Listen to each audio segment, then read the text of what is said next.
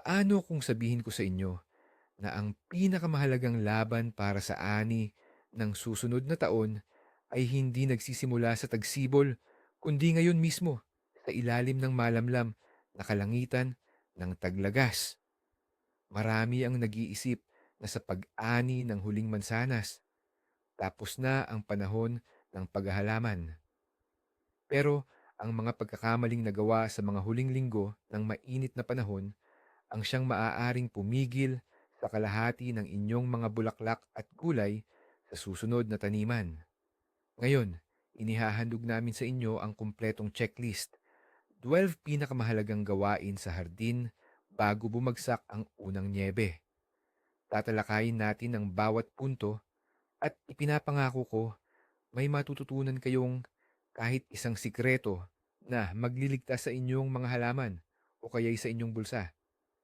Marami ang tumitingin sa mga gawain sa hardin tuwing taglagas bilang simpleng paglilinis lang pagkatapos ng isang piging. Pero, ang totoo, ito ay higit pa sa paghahanda ng entablado para sa engranding pagbubukas ng susunod na taon. Bawat hakbang na ginagawa ninyo ngayon ay nagsisilbing pundasyon para sa kalusugan, kagandahan at kasaganaan ng inyong magiging hardin. Ito ay isang tahimik, ngunit napakahalagang dialogo sa kalikasan kung saan tinutulungan ninyo itong maghanda sa mahimbing na pagtulog ng taglamig upang sa tagsibol ay gumising itong puno ng sigla at lakas. Kaya, paano nga ba natin sisimulan ang malaking paghahanda para sa taglagas? Siyempre, sa pinakakasasyang gawain, ang pag-ani ng mga huling biyaya ng papalubog na panahon. Huwag muna nating itabi ang mga basket at timba. Ang inyong hardin ay puno pa ng sorpresa. Parang isang huling quest ito, kung saan ang pinakamahalagang premyo ay pinakamahusay na nakatago. Lakarin ang inyong bakuran at suriin ng maigi ang bawat sulok. Baka sa ilalim ng malalaking dahon ay may nakatagong huling kalabasa. O kaya, sa pinakatuktok ng puno ng mansanas, may naghihintay sa inyong pinakapula at pinakamasarap na mansanas. Siguraduhin ding suriin ang mga gulay na ugat, ang mga carrot, beets at parsnip. Sa taglagas talaga sila kumukuha ng pinakamaraming asukal at nagiging pinakamasarap. Ang mga huling ani na repolyo, mga kalabasang naghinog sa sikat ng araw. Lahat ng ito ay kailangan nating anihin bago dumating ang unang matinding pagyelo. Maging ang mga halamang gamot tulad ng parsley o rosemary ay maaari pang magbigay sa inyo ng sariwang aroma. Wala nang iwanan sa mga taniman. Ang bawat nakalimutang bunga ay posibleng maging pista ng mga peste at sisidlan ng sakit para sa susunod na taon. Kaya, ang una nating tungkulin ay hindi lang basta pag-ani. Ito ay isang kilos ng pagmamahal at pag-aalaga para sa kinabukasan ng ating hardin. Kinukuha natin ang lahat ng mahalaga para sa atin at wala tayong iniiwan kahit isang pagkakataon sa mga peste at sakit. Suriing mabuti ang bawat halaman, bawat sanga. Magugulat kayo kung gaano pa karami ang pwede ninyong mahanap. Ang huling pagtatapos na ito ay hindi lamang makakapuno sa inyong mga imbak, kundi magsisilbi ring unang mahalagang hakbang tungo sa isang mas malusog na hardin sa susunod na panahon.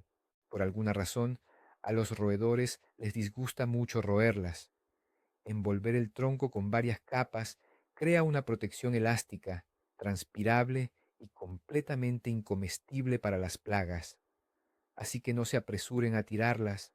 Naiuwi na ninyo ang inyong mga punong basket. Ang akala ninyo tapos na ang trabaho? Aba, hindi pa! Ngayon, darating ang pinakamahalagang yugto na magtatakda kung gaano katagal mananatiling sariwa ang inyong mga inimbak. Ito ang walang awang pagbubukod-bukod. Maniwala kayo, mas mahalaga pa ito kaysa mismong pag-aani. Isipin ninyo, isang patatas lang na may sakit tulad ng late blight sa isang sako ng piling-piling patatas. Sa loob ng ilang buwan, hahawahan nito ang lahat ng katabi at may panganib kayong mawala ang lahat. Kaya bago ninyo tuluyang itabi ang anumang ani, isailalim ang bawat prutas at gulay-ugat sa isang masinsinang pagsusuri tulad ng isang casting. Hanapin ang anumang kadudadudang mantsa, yupi, hiwa o bakas ng peste. Lahat ng may kahit bahagyang depekto ay dapat nang itabi. Ang mga hindi perpektong gulay at prutas na ito ay maaari at dapat nang iproseso kaagad. Gawin itong juice, pure, pangsahog sa sabaw, o kainin na lang agad para sa hapunan. Ngunit, para sa pangmatagalang imbakan, tanging ang mga perpekto, matitibay, at buo lamang na kandidato ang inyong itatabi. Ang simpleng prosesong ito ang pinakamabisang siguro para sa inyong pangmatagalang imbakan. Ngayong puno na ang ating imbakan at nauri na ang ating mga ani, oras na para suriin ang mismong hardin. Tila pagod at medyo magulo ito matapos ang mainit at abalang tag-init, hindi ba? At dito, madalas nagkakamali ang marami, iniisip na, sa tagsibol na lang ako maglilinis. Ngunit, hindi ito ang tamang pananaw. Ngayon, dumating na tayo sa isa sa pinakamahalagang yugto, ang malawakang paglilinis ng hardin sa taglagas. At huwag ninyong isipin na ito ay paglilinis lang para sa ganda. Ito ay isang seryoso at mahalagang operasyong pangkalinisan. Isipin ninyo, ang inyong hardin ay parang isang buhay na organismo na kailangang ihanda para sa mahabang pahinga nito. Bawat nalaglag na dahon na may sakit, bawat nabubulok na bunga na naiwan sa ilalim ng halaman, hindi lang ito simpleng basura. Ito ang perpektong tirahan sa taglamig para sa mga spores ng fungi at larvae ng peste. Doon sila komportabling mananatili sa buong taglamig para sa tagsibol, buong lakas nilang salakayin ang inyong mga bagong tanim. Kaya, kumuha tayo ng rake at linisin ang buong lugar. Kolektahin ang mga prutas na nalaglag sa ilalim ng puno. Kalayin ang mga dahon, lalo na kung may bakas ng sakit tulad ng scab or powdery mildew. At syempre, ang huling pagbunot ng damo.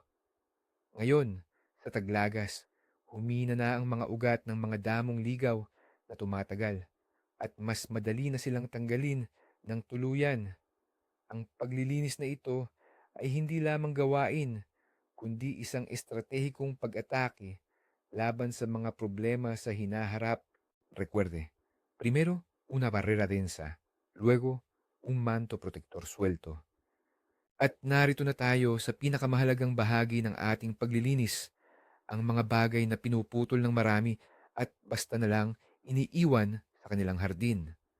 Ang tinutukoy ko ay ang mga labi ng halaman, ang tuyong tangkay ng kamatis at patatas, mga baging ng pipino at kalabasa, pati na ang mga lanta at tuyong tangkay ng mga pang-isang taong bulaklak. Para sa inyo, marahil ito ay basura lang. Pero para sa Phytophthora, powdery mildew, cladosporiosis, at libu-libong peste, ito ay isang 5 bituing hotel na may all-inclusive na pagkain para sa buong taglamig. Sa pag-iwan ng mga ito sa halamanan, sa esensya, kayo mismo ang nagtatanim ng isang time bomb. Sa pagdating ng mainit na panahon, ang buong hukbo ng mga sakit at peste ay gigising at gutom na susugod sa inyong mga bata at mahihinang tanim. Kaya naman, huwag maging tamad. Walang pagdadalawang isip, bunutin, putulin, at alisin sa mga halamanan ang lahat ng namunga na sa panahong ito. Bawat tangkay na iniiwan ay isang panganib. At kapag nakaharap na tayo sa isang buong bundok ng mga pinutol na halaman na ito, may isang lohikal na tanong na lumalabas. Saan ito ilalagay? Marahil sa compost para hindi masayang. Ngunit dito, may naghihintay na malaking sorpresa. Lahat ba ng kalat sa hardin? Sa compost na agad? Aba, hindi pala. At dito nakatago ang isa sa pinakamalaganap at mapanganib na maling akala sa paghahardin. Ang ginintuang tuntunin ng taglagas ay tanging ang ganap na malulusog na labi ng halaman ang dapat ilagay sa compost pile. Ang mga dahon ng kamatis o patatas na may phytophthora, dahon ng pipino na may pulbos na amag, o sanga ng mansanas na may scab. Ang lahat ng ito ay mahigpit na ipinagbabawal sa compost. Ang totoo, sa ordinaryong compost pile sa likod bahay, bihira lang umabot ang temperatura sa 60 hanggang 70 degrees Celsius. Ang init na yan ang kailangan para mapatay ang mga spores ng fungi at iba pang pathogen. Sa huli, imbis na magkaroon ka ng masustansyang pataba, gagawa ka lang ng isang bacteriological bomb gamit ang sarili mong mga kamay. Sa tagsibol, kapag inilagay mo ang ganitong klasing compost sa iyong mga taniman, ikaw mismo ang magkakalat ng sakit sa buong hardin mo. Kaya, ano ang gagawin sa mga may sakit na halaman? May dalawang mapagkakatiwalaang paraan. Ang una at pinakamabisa ay sunugin ang mga ito. Siguradong papatayin ng apoy ang anumang uri ng impeksyon. Kung ipinagbabawal ang pagsusunog sa inyong lugar, ang pangalawang paraan ay ilagay ang mga may sakit na labi sa matitibay na sako at itapon bilang ordinaryong basura. Pero ang malulusog na dahon ng carrots, tangkay ng sunflower, or bagong gupit na damo, huwag mag-atubiling ilagay sa compost. Ito ang magiging itim na ginto ng iyong mga pananim sa hinaharap. Ayos, tapos na tayo sa gulayan. Ngayon, ituon naman natin ang pansin sa mga mananatili sa atin hanggang sa mahabang taglamig, ang mga perennial na halaman. Ang mga ito ang matitibay na mandirigma ng ating hardin, pero kailangan din nila ang tulong natin para makaligtas sa lamig at bumalik sa tagsibol ng buong sigla at ganda. Mga bulaklak, ornamental na damo, at palumpong, bawat isa sa kanila ay nangangailangan ng espesyal at natatanging pag-aalaga. Isipin na parang isinasakay mo sila sa isang mahabang biyahe. Kailangan maayos ang pag-impake ng kanilang bagahe at siguruhin na may sapat silang lakas para sa paglalakbay. Ang pag-aalaga sa mga perennial tuwing taglagas ay ganitong klasing paghahanda. Kung hindi ito bibigyan ng pansin, sa tagsibol ay baka puro nalanta at tuyong labi na lang ang madat na natin imbes na mga malulusog at malalagong halaman. Ano-ano ba ang kasama sa paghahandang ito? Una sa lahat, ang tamang pagpuputol. Sumunod, para sa mga pinakamasiselan, ang paggawa ng matibay na silungan para sa taglamig. At saka, ang paglalagay ng espesyal na pataba sa taglagas na makakatulong palakasin ang ugat ng halaman nang hindi nagdudulot ng hindi kinakailangang pagtubo bago ang taglamig. Bawat uri ng halaman ay may sariling pangangailangan at ang trabaho natin ay isaalang-alang ang lahat ng iyon. Kaya simulan natin sa pinakauna at pinakamahalagang hakbang, ang pagpuputol. Kaya simulan natin sa pagpuputol. Ito marahil ang pinakamahalagang gawain tuwing taglagas para sa karamihan ng mga perennial na bulaklak. Bakit ito kailangan? Ang dahilan ay ang bahagi ng halaman na nasa ibabaw ng lupa ang namumulaklak at nagbigay ligaya sa atin buong tag-araw. Ay natapos na ang misyon nito pagsapit ng taglagas. Nagsisimula na itong malanta at nagiging madaling biktima ng mga mabulok at sakit, lalo na kung ito'y nababalutan ng yelo o sa matinding lamig. Sa pagputol nito, hindi lang tayo naglilinis, kundi inililihis din natin ang lahat ng lakas ng buhay ng halaman patungo sa kung saan ito pinakakinakailangan sa taglamig, sa mga ugat. Hawakan ang matalas na sekator at simulan na ang paggupit. Ang mga peony, phlox, iris, hosta, astilbe at daylily, lahat ng mga kilalang perennial na ito ay nangangailangan ng mababang pagputol. Putulin ang mga tangkay halos sa ugat Mag-iwan ng maliliit na tuod na may taas na 5 hanggang 10 sentimetro. Makakatulong ito na hindi mo mawala ang kinalalagyan ng halaman pagdating ng tagsibol at hindi masira ang mga bagong sibol. Ang ganitong radikal na gupit ay hindi pananakit, kundi pagpapakita ng pag-aalaga. Nakakatulong ito sa halaman na makatipid ng enerhiya. Pinapabuti ang sirkulasyon ng hangin sa base ng tangkay at lubhang binabawasan ang panganib ng mga sakit na dulot ng fungus. Pero paano naman ang mga pinong halaman sa ating hardin, yung mga takot sa matinding lamig o taglamig? Siyempre, ang pinag-uusapan natin ay ang mga rosas, malalaking hydrangea, clematis, at iba pang mga halaman na mahilig sa init. Hindi lang sapat na putulin sila, kailangan silang tamang takpan o protektahan. At dito, ang pagmamadali ang ating pangunahing kaaway. Ang pinakakaraniwang pagkakamali ay ang takpan ang mga halaman ng masyadong maaga habang mainit pa at basa ang panahon. Isipin ninyo kung nagsusuot kayo ng makapal na fur coat sa buwan pa lang ng Oktubre. Mainit, pagpapawisan kayo, at baka pa magkasakit. Ganito rin ang nangyayari sa mga halaman.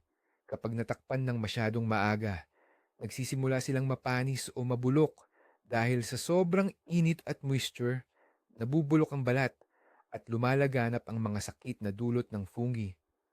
Ang halaman ay maaaring hindi mamatay sa lamig kundi sa pagkakaburo o pagkabulok. Kaya tandaan ang pangunahing patakaran. Magtakip tayo hindi dahil sa simpleng lamig, kundi upang protektahan sila mula sa matinding yelo o frost. Hintayin ang pagdating ng tuloy-tuloy na bahagyang pagyelo kung saan ang temperatura sa gabi ay bumaba sa mga -5 hanggang -7 grados. Ang ganitong bahagyang pagpapabaga ay makabubuti lang sa mga halaman. Pagkatapos nito, saka pa lang kayo maaaring magsimulang gumawa ng bahay, pangtaglamig gamit ang mga sanga ng puno, spunbond, or iba pang materyales na pantakip. Ang pasensya, iyon ang susi sa matagumpay na pagpapalamig ng inyong mga minamahal na halaman. Ngayon, itaas naman natin ang ating tingin sa mga nagbibigay hugis sa ating hardin, ang mga nagpapanatili sa istruktura at ganda nito sa buong taon, ang mga puno at palumpong. Ang taglagas ang perpektong panahon para pagtuunan sila ng pansin. Sa tag-araw, kapag malago ang dahon, maraming problema ang nakatago. Ngayon, dahil nalaglag na ang mga dahon, kitang-kita na ang lahat ng depekto. Ito ang pagkakataon nating gawin ang isang pangkalahatang inspeksyon at ihanda sila para sa mga hamon ng taglamig. Sa taglamig, talagang nahihirapan ang mga puno at palumpong. Malakas na hangin, mabigat na basaing nyebe, at nagyayulong ulan. Lahat ng ito ay nagdudulot ng matinding stress sa kanilang mga sanga.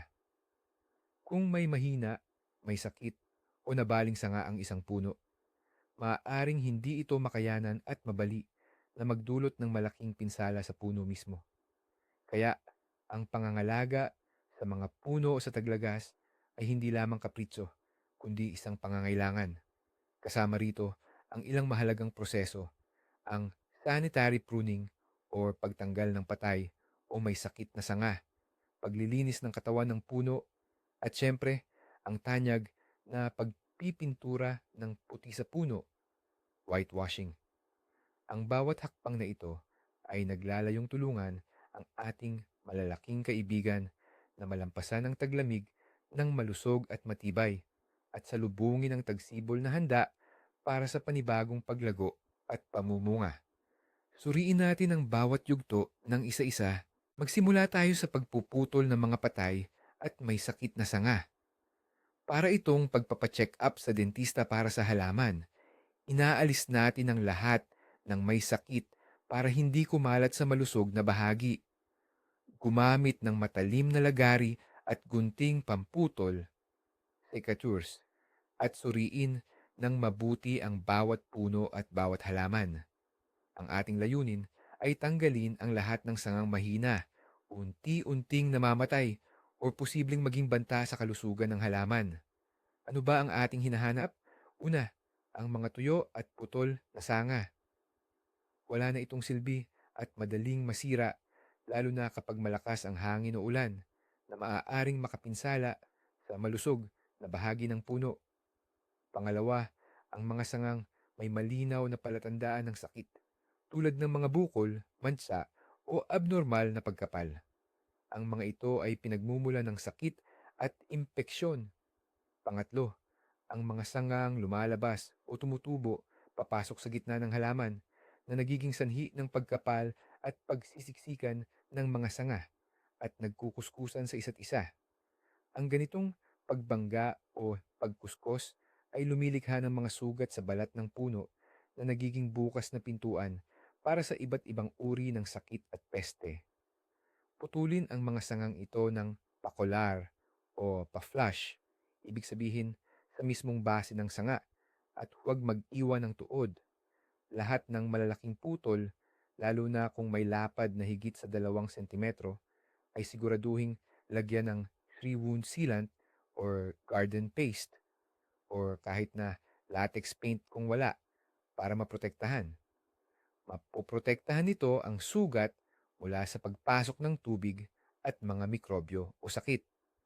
Ang ganitong uri ng regular na paglilinis ay hindi lang magpapalakas sa halaman, kundi magpapaganda rin ng pagpasok ng sikat ng araw at sirkulasyon ng hangin na mahusay na panlaban sa mga sakit para sa susunod na panahon.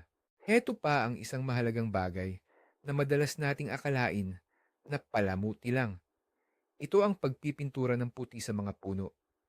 Siguradong nakita nyo na ang mga malinis at puting puno na yan sa gilid ng mga kalsada o sa mga parke ng lungsod, at naisip nyo na para lang ito sa kagandahan, para maging maayos tingnan. Pero sa totoo lang, may dalawang napakahalagang protektibong tungkulin ang pagpipintura ng puti, lalo na para sa mga batang puno na may malambot na balat. Ang una at pinakamahalagang layunin ay proteksyon laban sa sunog ng araw at basag dahil sa lamig or frost cracks. Sa mga panahon ng matinding pagbabago-bago ng temperatura, halimbawa pagkatapos ng napakalamig na gabi at pagdating ng mainit na araw, may nangyayaring delikadong sitwasyon. Sa araw, ang madilim na balat ng puno ay sobrang umiinit dahil sa sikat ng araw, at sa gabi naman ay biglang lumalamig. Ang ganitong matinding pagbabago sa temperatura ay nagiging sanhi ng malalalim na bitak sa balat ng puno, ang tinatawag na basag dahil sa lamig. Ang puting kulay naman, gaya ng alam natin sa physics, ay mahusay na nagre-reflect ng sinag ng araw. Ang pininturahang puno ay hindi naiinitan ng sobra, at ang panganib ng pinsala ay nababawasan ng husto.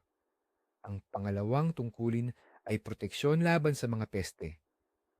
Sa mga dekalidad na puting pintura, madalas nakasama ang fungicides at insecticides. Ito ay pumapatay sa mga larva at spores na nagtatago sa mga bitak ng balat ng puno. Kaya ang pagpipintura ng puti ay hindi lang makeup para sa puno, kundi ito ang nagsisilbing sunscreen at bulletproof vest nito. Lahat sa iisang solusyon.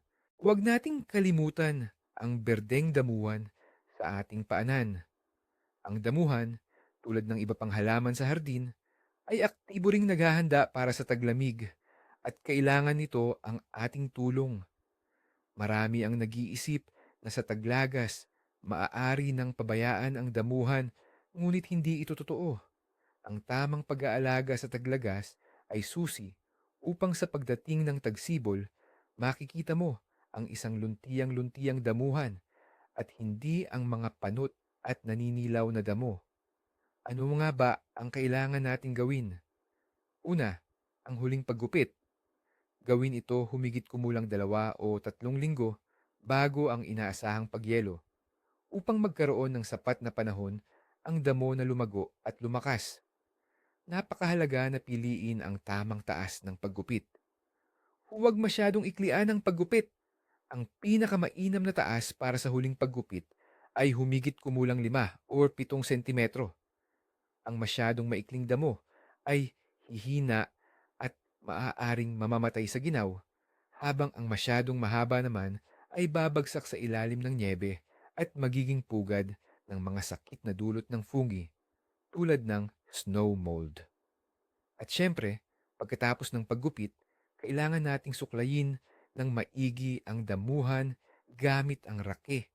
Alisin ang lahat ng ginupit na damo at ang lumang sapin o thatch. Makakatulong ito upang mas maging bukas ang pagpasok ng hangin at liwanag sa mga ugat na napakahalaga para sa malusog nitong paglagpas sa taglamig. Pagkatapos nating malinis na gupitin at ayusin ang damuhan, oras na para gawin ang isang mahalaga pero madalas na nakakalimutang proseso. Ang prosesong ito ay tinatawag na aeration. Mukhang komplikado pakinggan, pero sa totoo lang, napakasimple lang nito. Ang kailangan mo lang ay isang ordinaryong tinidor sa hardin. Lakarin ang buong damuhan, sundutin ang lupa ng humigit kumulang 10 hanggang 15 sentimetro ang lalim. Bakit ito kailangan? Sa buong tag-init, ang lupa sa ilalim ng damuhan ay nagiging siksik dahil sa paglalakad, pag-ulan at pagdidilig. Dahil dito, nahihirapan ang mga ugat ng damo na huminga at hirap ding makapasok ang tubig at sustansya sa ilalim. Ang aeration mismo ang solusyon dito. Ang mga butas na nagawa ay lumilikha ng maliliit na daanan sa lupa na nagpapahintulot sa hangin, tubig at mga pataba para sa taglagas na madaling makarating sa mga ugat. Isipin mo ito na parang malalim na paghinga para sa iyong damuhan bago ang mahabang taglamig. Malaki ang naitutulong ng prosesong ito sa pagpapabuti ng drainage, pag-iwas sa pag-ipon ng tubig at pagkabuo ng yelo, at ang pinakamahalaga, pinapatatag nito ang sistema ng ugat. Sa tagsibol, ang iyong damuhan na nakahinga na ay mas mabilis nagigising, magiging mas malago at mas matibay laban sa mga sakit. Ito ay isang simpleng hakbang na magdudulot ng napakalaking pakinabang sa iyong berdeng karpet. Ngayon na naayos na ang lahat sa ibabaw, oras na para asikasuhin ang pinakamahalaga, ang lupa. Ang lupa ay hindi lamang basta dumi o buhangin. Ito ay isang buhay na organismo at mula sa kalusugan at pagiging mayabong nito, nakasalalay ang 70% ng inyong tagumpay sa hinaharap. At ang taglagas, ang pinakamainam na panahon para ilatag ang pundasyon ng pagiging mayabong na ito. Sa tag-araw, aktibong kinuha ng mga halaman ang mga sustansya mula sa lupa. Kaya pagdating ng taglagas, ito ay pagod na. Ang ating tungkulin ay ibalik ang utang natin sa kanya. Bakit sa taglagas? Una, libre na ang ating mga kamangtaniman matapos anihin ang mga pananim. Pangalawa, ang mga organikong pataba na inilagay ngayon ay may sapat na oras sa taglamig upang dahan-dahang mabulok at maging madaling makuha ng mga halaman. Pagdating ng tagsibol, ang lupa ay magiging maluwag, may magandang istruktura at sagana sa nutrisyon. Ang pagbungkal at paglalagay ng pataba sa tagsibol ay madalas na hindi nagbibigay ng ganitong epekto dahil ang organiko ay walang sapat na oras upang agumana o maging epektibo. Kaya naman, sa kasalukuyan, hindi lang tayo basta naguhukay. Inihahanda natin ang isang masustansyang unan para sa ating mga itatanim sa hinaharap. Ito ay isa sa pinakamahirap, ngunit pinakamakapagpapasalamat na gawain sa taglagas. Ito ay susuklian ng 100 beses sa anyo ng malulusog na halaman at masaganang ani. Kaya, dumako na tayo sa praktikal na bahagi. Simulan natin sa pagbubungkal. Sa mga bakanting kamang, bungkalin ng malalim ang lupa Humigit kumulang isang talim ng pala. At narito ang isang mahalagang tip para sa paghahanda ng lupa. Huwag basagin ang mga buo-buong lupa. Iwanan lang silang ganoon. Bakit? Sa panahon ng taglamig o malamig, tatagos ang lamig sa mga tipak na ito at ipoproseso ang mga ito na magpapaluwag at magpapabuti sa istruktura ng lupa. Bukod pa rito, aahon sa ibabaw ang mga uod at itlog ng peste na hindi makakaligtas sa matinding lamig. Kasabay ng pagbubungkal, maglagay na rin ng pataba. Ang panahong ito ay perpekto para sa organikong pataba. Maaaring ito ay bulok na dumi ng hayop, manure, compost, or vermicompost. Ikalat ito ng pantay-pantay sa ibabaw ng kamang bago bungkalin. Kung walang organikong pataba, gumamit ng mineral na pataba. Ngunit mahalagang piliin ang mga formulasyon na angkop sa paghahanda ng lupa. Ang mga ito ay karaniwang may kaunting nitrogen na hindi kailangan sa panahong ito at maraming phosphorus at potassium. Ang mga elementong ito ang responsable sa pagpapalakas ng ugat ng halaman, pagpapataas ng resistensya sa lamig o stress, at paghahanda para sa susunod na ani. Sa paglalagay ng pataba ngayon, para mo na ring pinapakain ang lupa.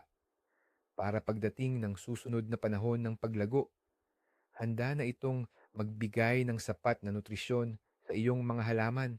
Ngunit ang taglagas ay hindi lang oras para maglinis at maghanda sa paparating na taglamig. Panahon din ito para magtanim. Oo, tama ang dinig nyo. May ilang pananim na kailangan talagang itanim bago dumating ang taglamig at ito ang nagbibigay sa kanila ng malaking kalamangan. Tunay na mahika ito. Ilalagay mo ang isang maliit na bombilya sa malamig at natutulog na lupa at pagdating ng tagsibol, pagkaalis pa lang ng niebe, ito ang unang magigising at magbibigay ng ani ng ilang linggo mas maaga kaysa sa itinanim sa tagsibol. Ang tinutukoy natin dito, syempre, ay ang winter garlic o bawang na itinatanim bago dumating ang taglamig. Ang mga butil ng bawang na itinanim sa taglagas ay nakakapag-ugat bago pa dumating ang matinding lamig. Sa taglamig, dumadaan sila sa natural na proseso ng paglamig na nagpapatibay sa kanila at nagpapaganda ng ani. Bilang resulta, makakakuha ka ng malalaki at malulusog na ulo ng bawang ng mas maaga. Ganoon din sa ilang uri ng onion sets o maliliit na sibuyas na pantanim. Ang pagtatanim bago magtaglamig ay nagbibigay ng maagang gulay at matitibay na sibuyas. Ang pinakamahalaga ay ang tamang pagpili ng oras ng pagtatanim. Kailangan mong makatanim bago pa dumating ang tuloy-tuloy na pagyelo upang magkaugat ang mga sibuyas ngunit hindi pa tuluyang sumibol. Ito ay tunay na pamumuhunan para sa susunod na season ng pagtatanim na ginagawa mo mismo ngayon. Ngayon, pag-usapan naman natin ang kagandahan. Kung nais ninyong ang inyong hardin ang isa sa mga unang sasabog sa makulay na kulay ng tagsibol sa inyong paligid. Ngayon na ang tamang panahon para kumilos. Ang taglagas ang ginintuang pagkakataon para sa pagtatanim ng mga bulb na bulaklak. Ang mga tulip, narcissus, crocus, hyacinth at muscari, lahat ng ito ay nangangailangan ng panahong palamigin sa taglamig para mabuo ang kanilang mga usbong ng bulaklak. Sa pagtatanim ninyo sa kanila ngayon, pinapagana ninyo ang mismong mekanismo ng kalikasan. Ang bumbilya ay komportabling maninirahan sa lupa, magpapakaugat at matiyagang maghihintay sa takdang panahon nito. At pagsapit ng tagsibol, sa oras na uminit ng bahagya ang lupa, mabilis itong lalaki at uusbong at ibibigay sa inyo ang pinakahihintay na unang pamumulaklak. Ito ay isang tunay na himala na kayo mismo ang lumikha. Isipin, samantalang kulay abo at malungkot pa ang paligid sa inyong flower bed, ay nagniningas na parang apoy ang mga tulipan at nagliliwanag na parang araw ang mga narcissus. Para sa mahiwagang sandaling ito, sulit ang pagod sa taglagas. Pumili ng malusog at matitibay na bumbilya. Itanim sila sa tamang lalim. Karaniwan, ito ay 3 beses ng taas ng bumbilya mismo. At ang isang tagsibol na parang panaginip ay siguradong magiging inyo. Ito ang inyong pinakamagandang pamumuhunan para sa darating na panahon. Naayos na natin ang tungkol sa mga halaman at lupa. Ngunit ang ating hardin ay hindi lang binubuo ng mga nabubuhay na bagay. Marami ring kagamitan doon na malaki ang naitulong sa atin sa buong tag-araw. Kaya naman, ngayon na ang tamang panahon para asikasuhin ang teknikal na aspeto ng ating munting bukirin o hardin, ang ating mga kagamitan sa paghahalaman. Kung hindi ito gagawin, maaari tayong salubungin ng mga hindi ka nais-nais na sorpresa sa susunod na pagkakataon, tulad ng mga basag na bariles at punit na hose. Ang pangunahing kaaway ng lahat ng lalagyan, lalo na kapag lumamig ang panahon, ay tubig, o mas eksakto, yelo. Alalahanin ang iyong aralin sa pisika. Kapag nagyelo ang tubig, ito ay lumalawak, at ang puwersa ng paglawak na ito ay sapat para sirain kahit ang makapal na plastik o metal. Isipin ang isang bariles ng pangdilig na may kaunting tubig na naiwan sa ilalim. Kapag nagyelo ang tubig na iyon, madali nitong mababasag ang ilalim o masisira ang mga dingding ng bariles.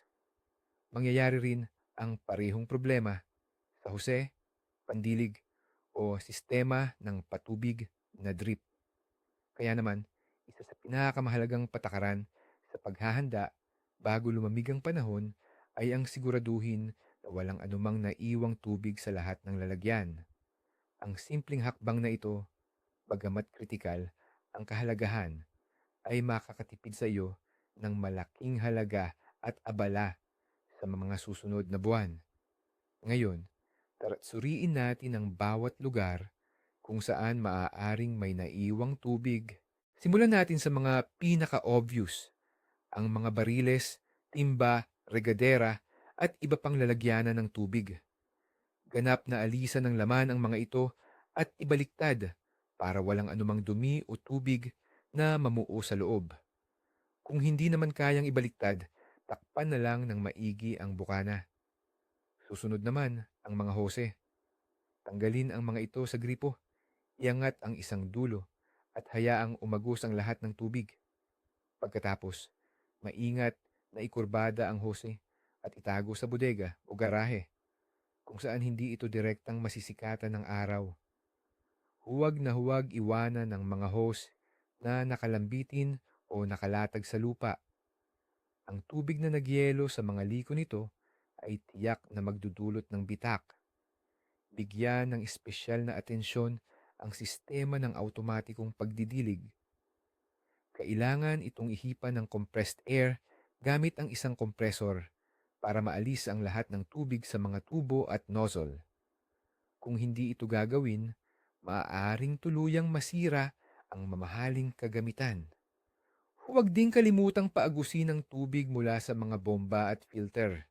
Sa paglalaan ng kalahating oras para sa mga ito ngayon, makakatipid kayo ng libu-libong piso at ng maraming pagkabahala sa pagdating ng tagsibol. At syempre, ang ating mga tapat na katulong sa hardin, ang mga kagamitan sa paghahalaman ay nararapat din ng pahinga at pangangalaga. Ang mga pala, rake, gunting pang-pruning at asarol, buong panahon ng paghahalaman silang walang tigil na nagtrabaho. Kaya naman, iwanan silang marumi at kinakalawang ay isang tunay na krimen laban sa paghahalaman.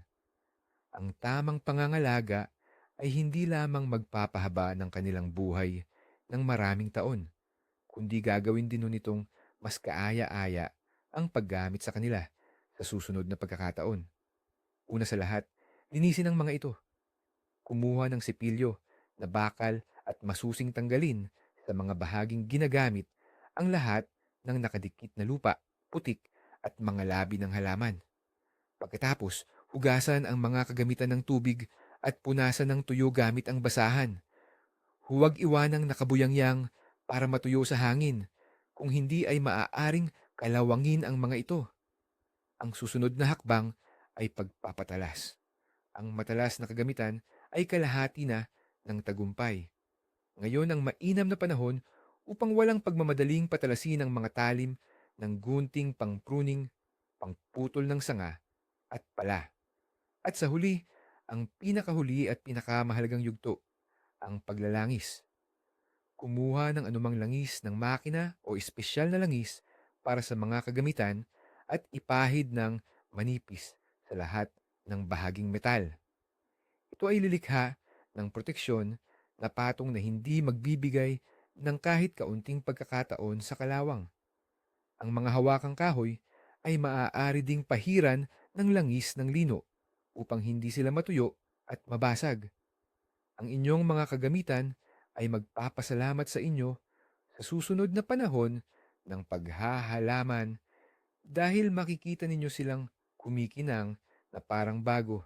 At sa huli, may isa pang mahalagang bagay sa ating listahan na madalas nating nalilimutan, ang mga paso, kahilera at iba pang lalagyan na nasa labas. Noong tag-init, nagdulot sila ng kagandahan at kulay sa ating bakuran. Ngayon, nakatayo na silang walang laman at tila nalulungkot. Madali lang silang iwanan na lang doon, umaasa na maghihintay sila hanggang tagsibol. Pero, ang paggawa nito ay maaaring maging malaking problema, lalo na kung ang mga ito ay yari sa luwad, ceramic o semento. Ang dahilan? Ito pa rin ang parehong problema, ang tubig na nagiging yelo. Sa pagpasok ng taglagas, ang lupa sa loob ng paso ay sisipsip ng maraming tubig mula sa ulan. Pagdating ng matinding lamig, ang basang lupa na ito ay magiging matigas na tipak ng yelo. Sa paglawak nito, ididiin nito ng may napakalakas na puwersa ang mga pader ng lalagyan mula sa loob. At ang kalalabasan, kahit ang pinakamatibay na paso ay maaaring magkaroon ng lamat o tuluyan ng mabasag. Sa halip na isang magandang paso pagdating ng tagsibol, ang maaaring bumumungad sa iyo ay tumpok na lamang ng mga basag. Kaya, simple lang ang dapat tandaan. Lahat ng panlabas na lalagyan ay kailangan alisan ng laman bago dumating ang taglamig. Alisin ang lumang lupa mula sa mga ito. Ang lumang lupa naman ay pwedeng ilagay sa mga taniman o sa compost pile. Ang mga paso mismo ay linisin ng maigi mula sa lupa, hugasan at tiyaking tuyong-tuyo bago itago. Pagkatapos, itago ang mga ito sa kamalig, sa bodega o sa anumang tuyong lugar. Sa ganitong paraan, masisiguro mong magagamit mo pa sila sa maraming susunod na panahon. Ngayon, matapos makumpleto ang lahat ng dually puntos, maaaring isipin natin na tapos na ang season, kumpleto na ang lahat ng trabaho, at maaari na tayong magpahinga hanggang sa tagsibol. Ngunit ang pinakamahalaga, ang ikalabintatlo at hindi nakikitang punto sa ating checklist ay hindi isang gawain. Ito ay isang kamalayan. Ang kamalayan na kagagawa mo lang ng pinakamahalagang pamumuhunan para sa iyong magiging hardin. Hindi ka lang basta naglilinis ng mga kalat, winawasak mo rin ang mga posibleng sakit sa hinaharap. Hindi ka lang basta nagtatakip sa iyong mga rosas, binibigyan mo sila ng pangako ng marilag na pamumulaklak sa tagsibol. Hindi ka lang basta nagbubungkal ng lupa, inihahanda mo ang duyan para sa mga magiging halaman. Ang bawat hakbang sa listahan ng taglagas na ito ay hindi ang katapusan ng lumang season, kundi ang tunay na simula ng bagong season. Isang kamangha-manghang pagbabago ng pananaw, hindi ba? Ang pinakamahalagang paghahanda para sa tagsibol ay ginagawa pala sa taglagas. Ang lahat ng gawaing ito sa taglagas ay hindi lamang basta rutina. Ito ay isang pagpapakita ng pagmamahal at pagtanaw sa hinaharap, isang pamumuhunan ng iyong oras at lakas para sa kinabukasan ng kagandahan at kasaganahan. Literal mong pinoprograma ang iyong hardin para sa tagumpay. Maraming salamat sa inyong panonood ng video na ito hanggang sa katapusan. Kung naging kapaki-pakinabang sa inyo ang aming checklist, huwag kalimutang mag-like at mag-subscribe sa channel para hindi ninyo mapalampas ang aming mga bagong tips. Para sa inyo, ano naman ang pinakamahalagang gawain o ritual sa taglagas sa hardin? Baka may nakalimutan kami. I-share nyo sa comments. Pag-usapan natin.